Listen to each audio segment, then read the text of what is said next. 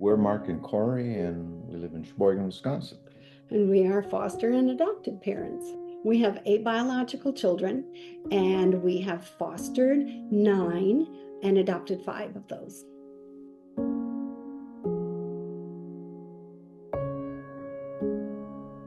Twenty 2012 is where it all started, really, with our first baby, Emmeline. She had Dandy Walker syndrome, and she was born without the right or left hemisphere of her brain. We had been told that she was vegetative and that she was not going to respond to us at all. And I thought, well, that's okay. She doesn't have to even know that we're there.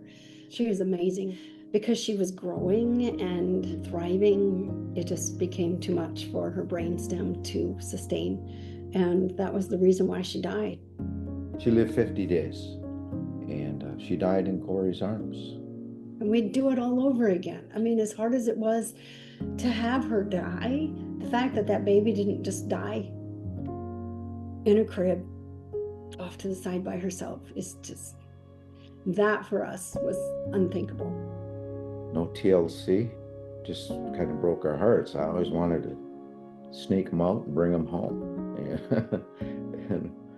and just there's something about that love and that caring, that nurture that enriches your life.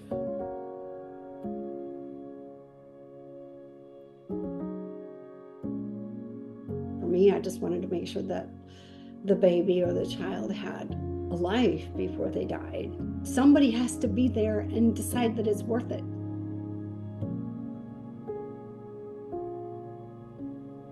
We have Charlie, who has severe HIE, which is hypoxic ischemic encephalopathy, and then the fallout from that. So spastic quadriplegic, cerebral palsy, lots and lots of troubles all the way down. He is almost 12. The next child that we adopted was T-Bear, or Samuel Lavelle. He was 13 when he first came home. He had vanishing white matter disease, and so he was not able to move his body on his own. He died when he was 15. This baby that we adopted was Nehemiah, and he had a heart transplant when he was 5 months old, and then he lived in the hospital, lying in a crib until he was 14 months old. He should not have even lived past birth. He had a heart attack before he was even born. All abilities had been exhausted as far as his biological family being able to take him home. But Nehemiah ended up dying from end-stage lung failure at 3.5. And then we adopted Cassidy, and she is now 6. And she also has severe HIE, was not expected to even live through that first week. And Cassidy came home with a prognosis of maybe Christmas, so 4 months. And well, she's 6.5 now, and for all practical purposes is just doing fabulously.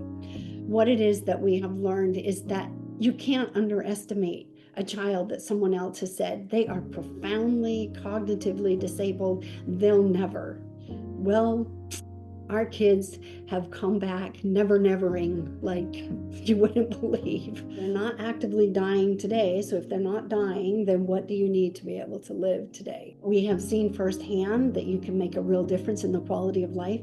Anyone who is a foster parent that signs up for some of this stuff is a special kind of crazy. Yeah.